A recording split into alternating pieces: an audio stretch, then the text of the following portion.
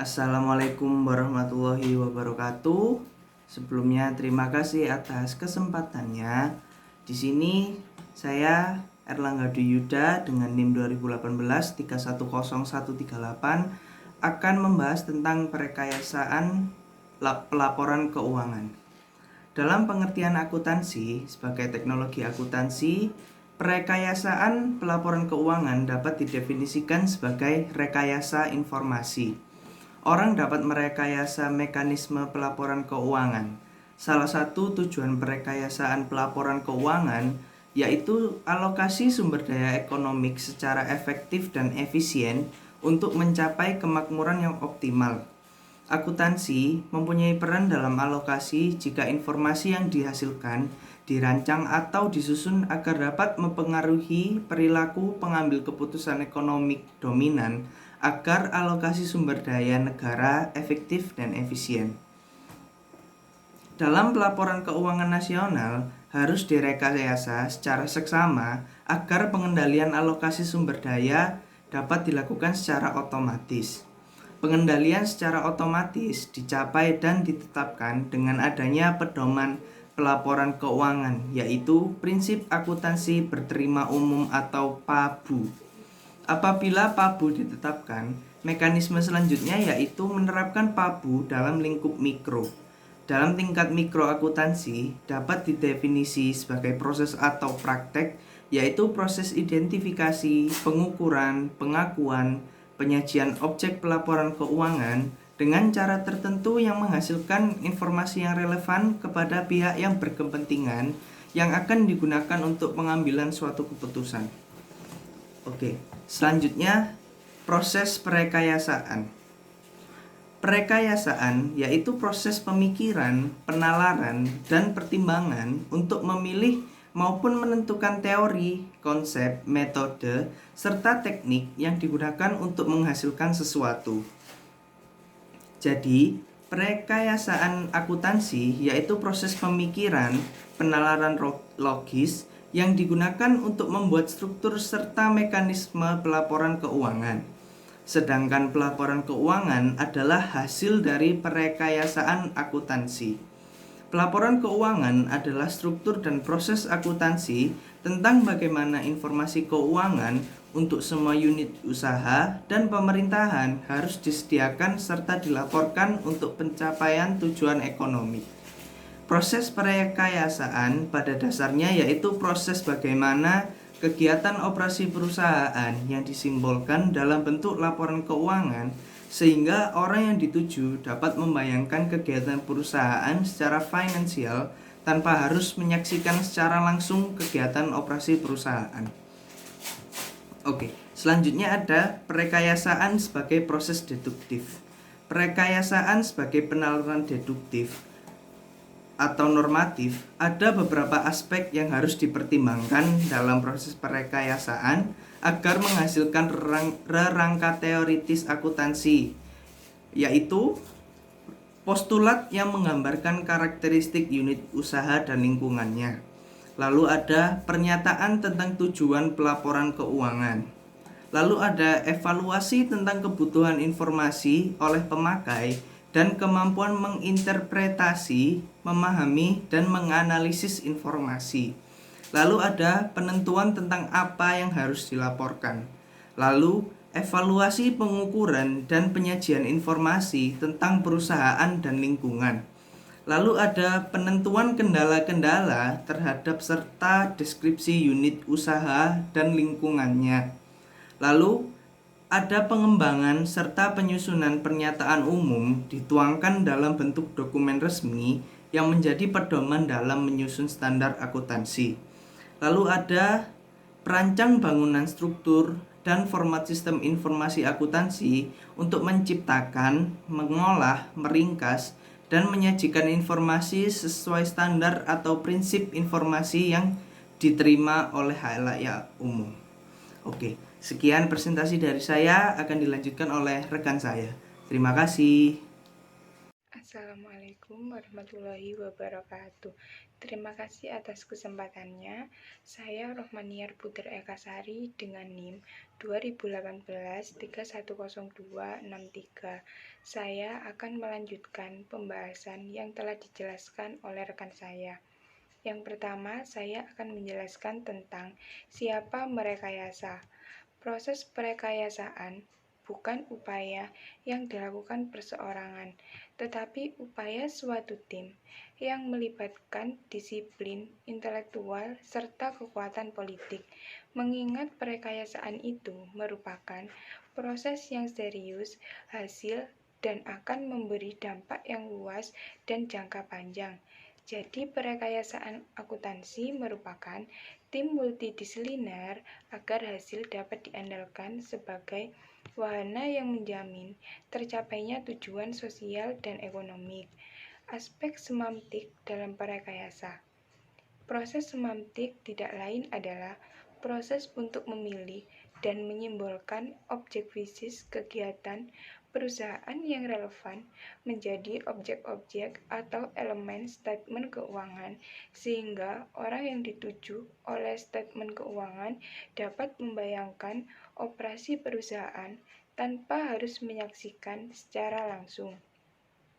Objek harus diukur secara finansial, dan hasil pengukuran akan menjadi bahan oleh akuntansi.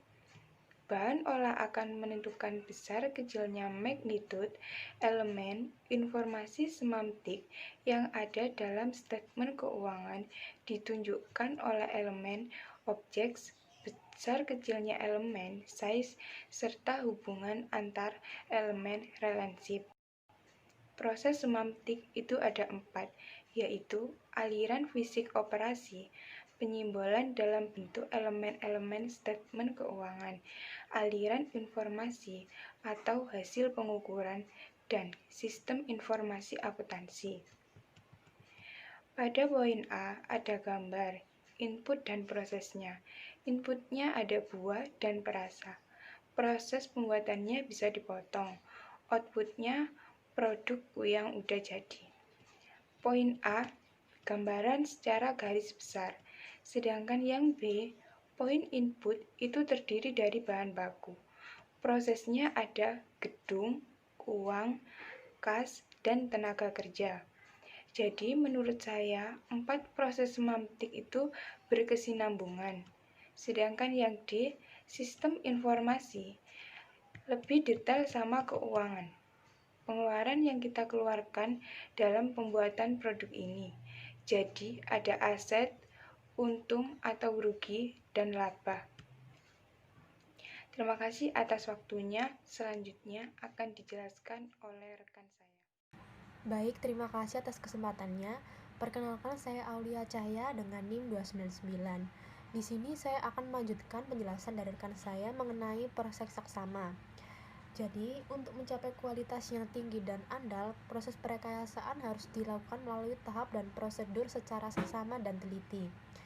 Prosedur ini berlaku dalam penyusunan baik rangka konseptual maupun standar akuntansi yang berstatus statement.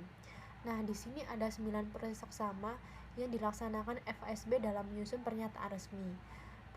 Proses yang pertama adalah mengevaluasi masalah. Dalam tahap ini, FASB mengidentifikasikan masalah akuntansi dan pelaporan. Lalu yang kedua ada mengadakan riset dan analisis. Tugas ini biasanya dilakukan oleh staf teknik FASB dan satuan tugas yang terdiri atas ahli di luar FASB yang ditunjuk atau dikomisi oleh FASB. Hasil analisis ini diterbitkan dalam bentuk pelaporan riset. Selanjutnya ada menyusun dan mendistribusi memorandum diskusi kepada setiap pihak yang berkepentingan. Memorandum ini berisi analisis terinci semua aspek masalah yang telah disidangkan pada tingkat awal. Yang keempat, ada mengadakan dengar pendapat umum untuk membahas masalah yang diungkapkan dalam memorandum diskusi. Dan yang kelima, menganalisis dan mempertimbangkan tanggapan publik atas memorandum diskusi. Yang keenam, menerbitkan draft awal standar yang diusulkan yang dikenal dengan nama exposure draft untuk mendapatkan tanggapan tertulis dalam waktu 30 hari setelah penerbitan. Yang ketujuh, menganalisis dan mempertimbangkan tanggapan tertulis terhadap exposure draft. Yang ke-8, memutuskan apakah jadi menerbitkan suatu statement atau tidak. Statement dapat diterbitkan kalau mayoritas anggota menyetujui. Dan yang terakhir, menerbitkan statement yang bersangkutan. Nah, selanjutnya ada rerangka kerja konseptual. Rerangka kerja konseptual ini adalah suatu sistem koheren yang terdiri dari tujuan dan konsep fundamental yang saling berhubungan, yang menjadi landasan bagi penetapan standar yang konsisten dan penentuan sifat, fungsi, serta batas-batas dari akuntansi keuangan dan laporan keuangan. Yang dimaksud tujuan di sini adalah tujuan pelaporan keuangan, sedangkan fundamental atau kaidah-kaidah pokok adalah konsep yang mendasari akuntansi keuangan, yakni yang menuntun kepada pemilihan transaksi, kejadian, dan keadaan-keadaan yang harus dipertanggungjawabkan, pengakuan dan pengukurannya, cara meringkas serta mengomunikasikannya kepada pihak-pihak yang berkepentingan. Konsep-konsep yang bersifat pokok atau fundamental artinya bahwa konsep-konsep lainnya mengalir dari konsep-konsep pokok tersebut yang diperlukan sebagai referensi berulang-ulang dalam menetapkan, menafsirkan, dan menetapkan standar akuntansi keuangan dan kelaporan. Selanjutnya ada konsep informasi akuntansi. Salah satu kata kunci penting dalam definisi akuntansi adalah informasi keuangan. Sederetan angka belum tentu informasi, tetapi tetap hanya sekedar data kalau deretan angka tersebut tidak mempunyai makna atau nilai bagi yang membacanya. Simbol-simbol atau elemen-elemen yang termuat dalam seperangkat statement keuangan sebenarnya tidak mempunyai makna kalau tiap elemen itu tidak diinterpretasikan sebagai objek yang berdiri sendiri. Artinya, satu elemen dan jumlah rupiahnya belum memberi informasi kalau tidak dihubungkan dengan elemen lainnya. Ibarat sebuah kalimat, statement keuangan ini berisi rangkaian elemen-elemen atau kata-kata yang baru dapat ditangkap maknanya kalau bentuk, isi, dan susunan statement diartikan secara konseptual dengan pedoman yang disepakati. Dalam akuntansi, pedoman yang dimaksud adalah prinsip akuntansi berterima umum, terutama standar akuntansi. Informasi semiotik ini harus ditangkap secara konseptual melalui 3 komponen sebagai satu kesatuan, yaitu elemen atau objek, ukuran dalam unit moneter atau size, dan hubungan atau relationship antar elemen. Informasi semantik akuntansi dapat dilukiskan seperti yang ada di gambar. Dalam konteks akuntansi, cost merupakan ukuran atau size elemen statement keuangan. Berbagai hubungan yang menunjukkan informasi semantik dapat dinyatakan dalam bentuk rasio keuangan. Gabungan antara elemen, ukuran, dan hubungan akan menghasilkan makna bila diinterpretasi atas dasar prinsip akuntansi berterima umum. Nah, sebagai suatu kesatuan konsep-konsep koheren yang menetapkan sifat dan fungsi pelaporan keuangan, di sini ada 5 manfaat rangka konseptual. Yang pertama, memberikan pengarahan atau pedoman kepada badan yang bertanggung jawab dalam penyusunan penetapan standar akuntansi. Dan yang kedua, menjadi acuan dalam memecahkan masalah-masalah akuntansi yang dijumpai dalam praktik yang perlakuannya belum diatur dalam standar atau pedoman spesifik. Ketiga, menentukan batas-batas pertimbangan dalam penyusunan statement keuangan. Yang keempat, meningkatkan pemahaman pemakai statement keuangan dan meningkatkan keyakinan terhadap statement keuangan.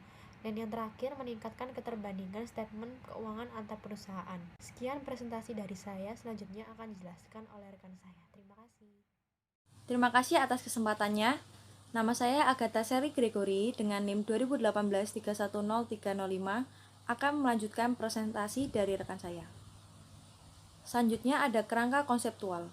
Kerangka konseptual adalah beberapa tujuan dan hal mendasar yang saling berkaitan yang membentuk suatu sistem atau rerangka terpadu yang dapat menghasilkan standar akuntansi yang konsisten dan yang menetapkan sifat, fungsi, dan keterbatasan pelaporan keuangan dan statement keuangan. Selanjutnya ada model. Salah satu model yang banyak dikenal saat ini adalah rerangka konseptual yang dikembangkan oleh FASB yang memuat 4 komponen konsep penting, yaitu yang pertama, tujuan pelaporan keuangan, yang kedua, kriteria kualitas informasi, yang ketiga, elemen-elemen statement keuangan, dan yang keempat, pengukuran dan pengakuan. 4 komponen tersebut membentuk satu kesatuan yang saling berkaitan. FASB menuangkan 4 komponen tersebut dalam beberapa dokumen resmi berupa pernyataan atau Statement of Financial Accounting Concept. Lalu selanjutnya ada aspek kependidikan. Dalam aspek kependidikan, RKFASB lebih unggul untuk tujuan kependidikan daripada RKIASC. Mengapa demikian? Karena yang pertama, RKFASB menyertakan basis for conclusion atau background information yang berisi deskripsi, argumen, dan penalaran yang rinci untuk setiap konsep yang dipilih. Dan yang kedua, RKFASB mendeskripsi faktor lingkungan yang menjadi basis pengembangan sehingga cukup tepat sebagai model atau teknologi yang dapat dicontoh. Demikian presentasi dari saya, selanjutnya akan dilanjutkan oleh rekan saya. Terima kasih atas kesempatannya. Nama saya Gipi Adariani, NIM 308. Di sini saya akan melanjutkan presentasi dari rekan saya. Yang pertama, prinsip akuntansi berterima umum. Rangka konseptual yang berfungsi semacam konstitusi hanya memuat konsep-konsep umum yang secara keseluruhan dapat dianggap sebagai konstitusi akuntansi di suatu negara. Konstitusi tersebut harus dijabarkan dalam bentuk ketentuan atau pedoman operasional, teknis, atau praktis agar mempunyai pengaruh langsung terhadap praktik dan perilaku. Pedoman tersebut dapat ditentukan secara resmi oleh badan yang berwenang dalam bentuk standar akuntansi. Beberapa manfaat rangka konseptual yaitu yang pertama, memberikan pengarahan atau pedoman kepada pihak atau badan yang bertanggung jawab di dalam penyusunan standar akuntansi. Yang kedua, menjadi acuan dalam memecahkan masalah akuntansi. Yang ketiga, menentukan batas pertimbangan dalam menyusun statement keuangan. Yang keempat, meningkatkan pemahaman pemakai statement keuangan serta keyakinannya terhadap statement keuangan. Dan yang kelima, meningkatkan keterbandingan statement keuangan antara perusahaan satu dengan yang lainnya. Sebagai pedoman operasional, PABU akhirnya akan menjadi kriteria untuk menentukan apakah statement keuangan sebagai media pelaporan keuangan yang telah menyajikan informasi keuangan dengan baik, benar, dan jujur secara teknis disebut menyajikan secara wajar. Standar akuntansi hanya merupakan salah satu kriteria untuk menentukan kewajaran. Itulah sebabnya laporan audit tidak menggunakan frasa standar akuntansi, melainkan menggunakan standar frasa prinsip akuntansi berterima umum. Yang selanjutnya, 3 pengertian penting. Dapat disimpulkan bahwa sebenarnya terdapat 3 istilah atau konsep penting yang sangat berbeda maknanya, yaitu prinsip akuntansi, standar akuntansi, prinsip akuntansi berterima umum. Yang pertama, prinsip akuntansi. Prinsip akuntansi adalah segala ideologi, gagasan, asumsi, konsep, postulat, kaidah, prosedur, metode, dan teknik akuntansi yang tersedia baik secara teoritis maupun praktis yang berfungsi sebagai pengetahuan. Tersedia secara teoritis artinya, prinsip tersebut masih dalam bentuk gagasan akademik yang belum dipraktikkan tetapi mempunyai manfaat dan potensi yang besar untuk diterapkan. Lalu yang kedua, standar akuntansi. Standar akuntansi adalah konsep, prinsip, metode, teknik, dan lainnya yang sengaja dipilih atas dasar rangka konseptual oleh badan penyusun standar atau yang berwenang untuk diberlakukan dalam suatu lingkungan atau negara, dan dituangkan dalam bentuk dokumen resmi guna mencapai tujuan pelaporan keuangan negara tersebut. Lalu yang ketiga, prinsip akuntansi berterima umum atau biasa disingkat dengan PABU merupakan suatu rangka pedoman yang terdiri atas standar akuntansi dan sumber-sumber lain yang didukung berlakunya secara resmi, teoritis, dan praktis. Lalu selanjutnya ada berlaku dan berterima. Dalam pembahasan sampai titik ini, istilah dari berterima digunakan sebagai padan kata accept dalam istilah Generally Accepted Accounting Principle. Sementara itu, IAI menggunakan istilah berlaku, bahkan GAAP diterjemahkan dalam laporan auditor menjadi prinsip akuntansi yang berlaku umum di Indonesia. GAAP bukan sekedar frasa, tetapi sudah menjadi istilah akuntansi. Oleh karena itu, pengindonesiaannya juga harus didasarkan pada makna teknis yang melekat pada istilah tersebut. Terima kasih. Presentasi selanjutnya akan dilanjutkan oleh rekan saya.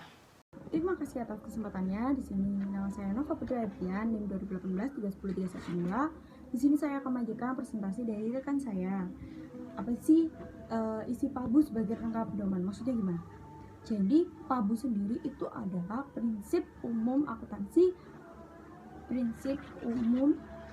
akuntansi berterima umum gitu.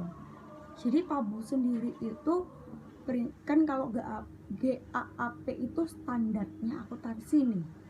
Lah, kalau di dalam standar itu pasti ada prinsip-prinsip yang mana harus kita taati untuk menyusun suatu laporan keuangan. Misal kayak kalau kita mau nyusun tuh pengukurannya tuh harus jelas, terus penggunaan metodenya itu harus jelas, berbagai hal-hal penting itu harus jelas kayak gitu. Itu prinsip-prinsipnya itu. Lalu PABU versi APAB. APAB sendiri adalah basic concept and accounting principle underlying financial statement of business enterprises. Jadi APAB sendiri ini istilahnya kayak apa ya? Pedoman juga sih, pedoman. Jadi dalam pedoman ini ada PABU kayak gitu. Jadi dalam APAB ini ada PABU gitu.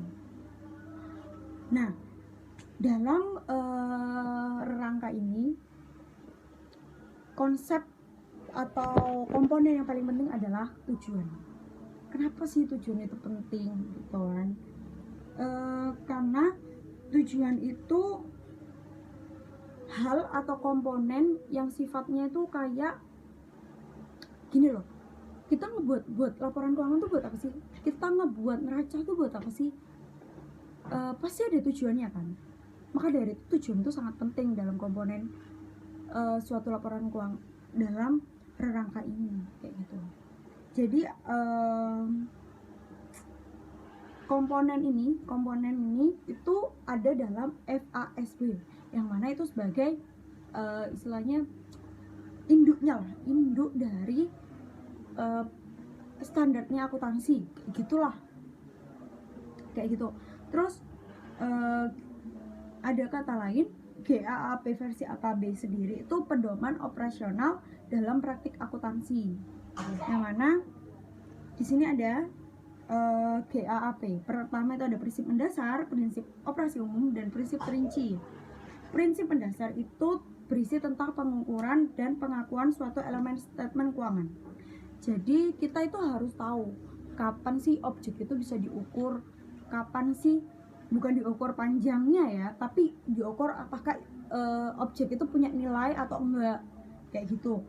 Terus habis gitu kita juga harus menentukan unit pengukurnya. Jadi misal ya kayak air itu apa bisa diukur sama berat, kayak nggak mungkin kan, pasti kita kayak mikir.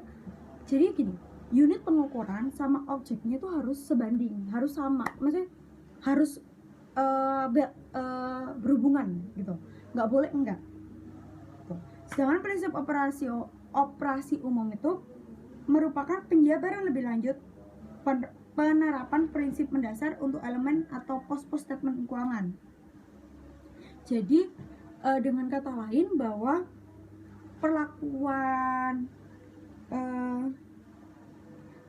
akuntansi untuk setiap elemennya. Jadi misal untuk depresiasi itu perlakuan akuntansinya itu gimana?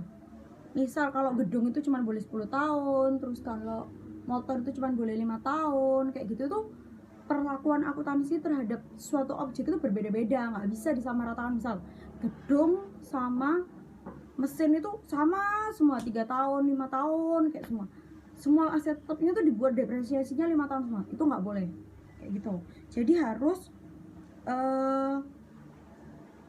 sesuai standar lah, sesuai prinsip standar sih. Terus ada lagi yang terakhir yaitu prinsip terinci, berisi pedoman teknis untuk menjalankan prinsip mendasar dan prinsip umum. Jadi prinsip terinci ini yang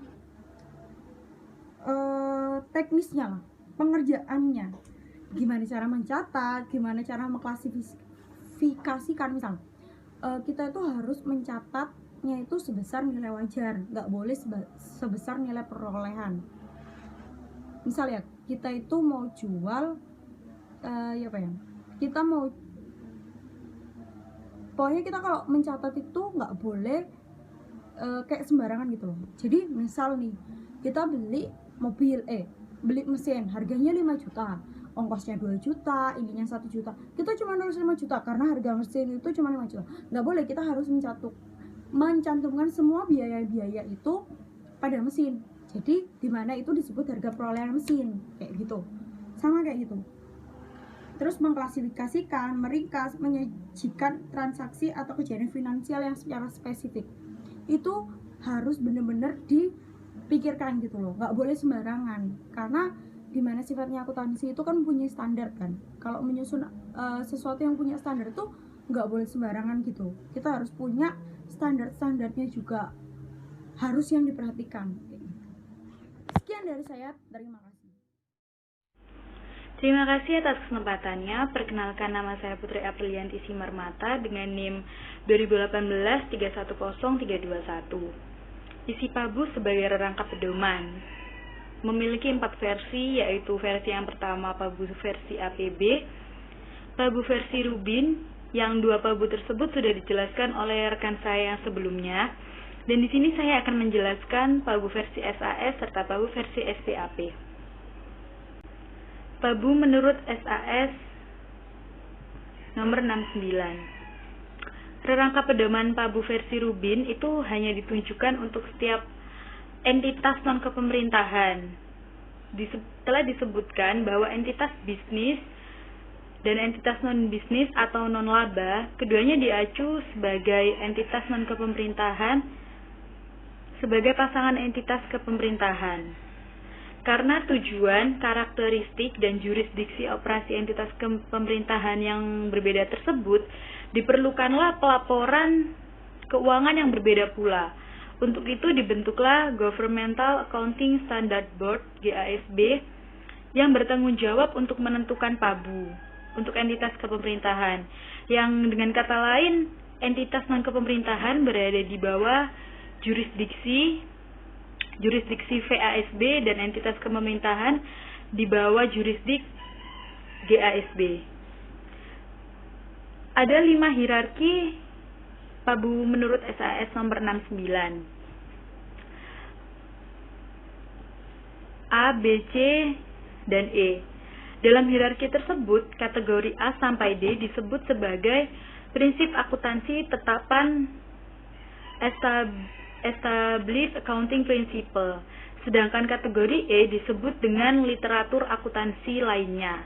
Hierarki tersebut menunjukkan bahwa standar akuntansi hanya berupa bagian atau komponen dari GAAP. Dengan adanya rangka pedoman tersebut, makna GAAP menjadi lebih luas cakupannya. Dengan demikian, laporan auditor independen akan menggunakan frasa dalam paragraf opininya tanpa batasan atau penjelasan apapun yang membedakan antara laporan auditor untuk entitas kepemerintahan ataupun untuk non-kepemerintahan. Selanjutnya yaitu PABU versi SPAP.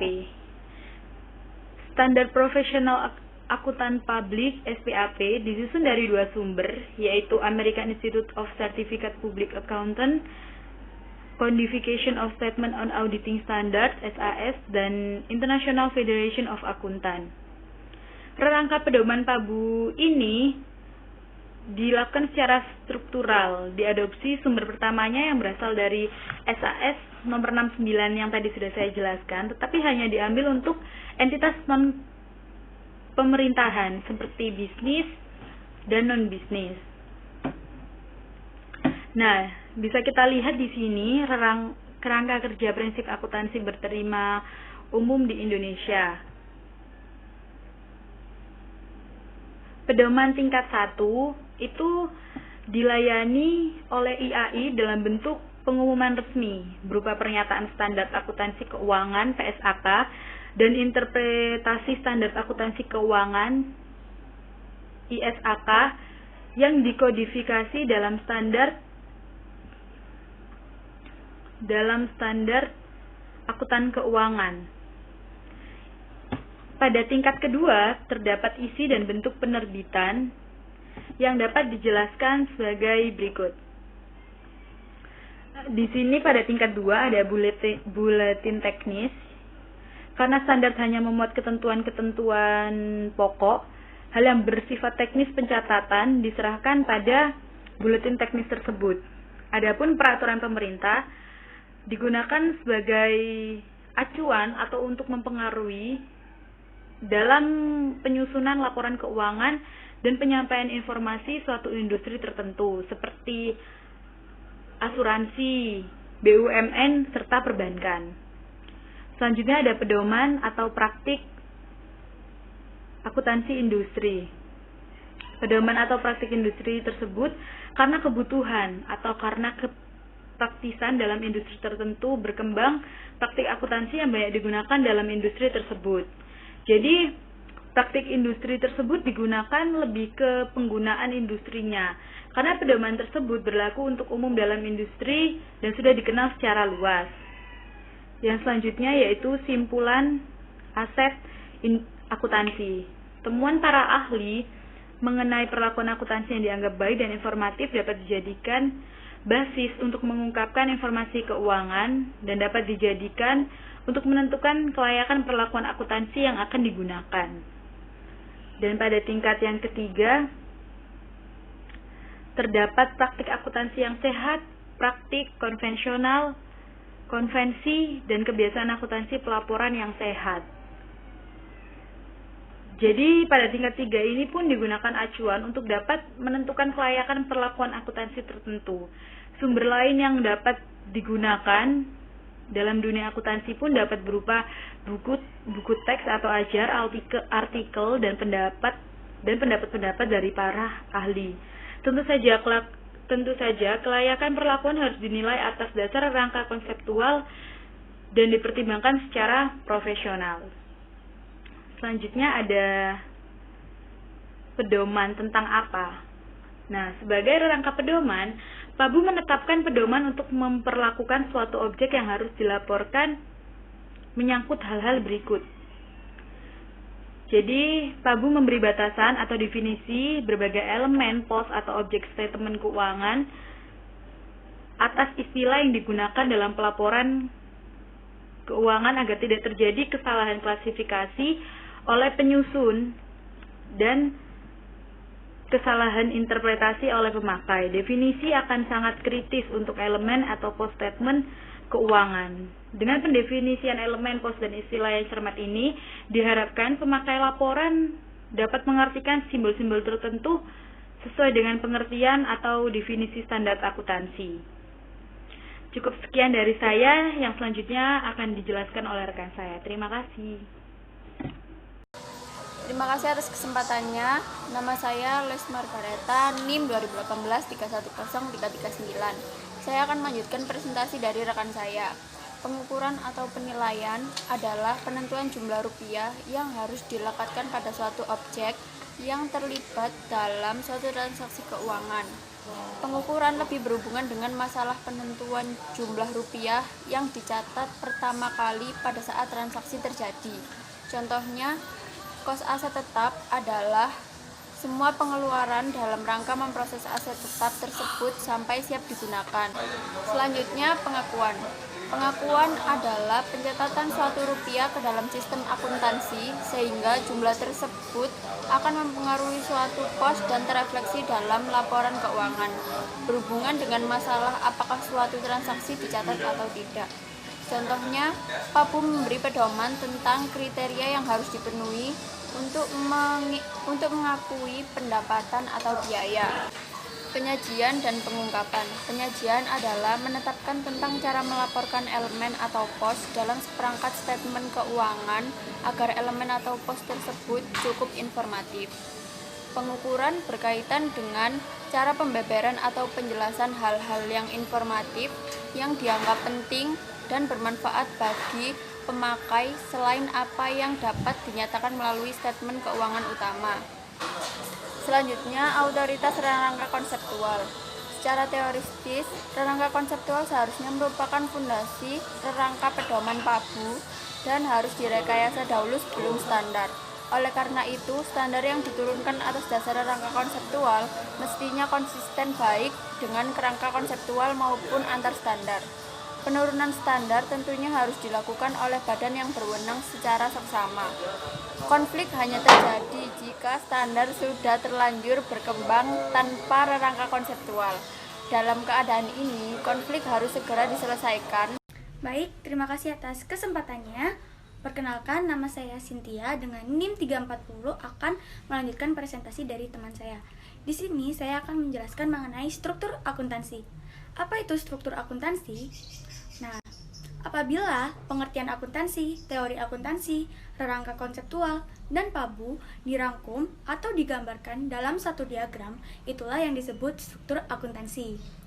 Struktur tersebut menggambarkan mekanisme pelaporan keuangan-keuangan yang menghubungkan perekayasaan dan praktik akuntansi. Struktur tersebut juga memiliki manfaat loh di beberapa bidang apabila perekayasaan telah diterapkan dalam suatu lingkungan maupun negara. Nah, ini adalah manfaat-manfaat dari struktur akuntansi. Yang pertama, ada di bidang studi. Struktur ini dapat dijadikan sebagai acuan dalam penyusunan kurikulum program studi atau program pendidikan akuntansi. Yang kedua, ada di bidang profesi. Nah, struktur ini dapat dijadikan sebagai acuan dalam penilaian bidang profesi yang memerlukan akuntansi sebagai pengetahuan prasyarat.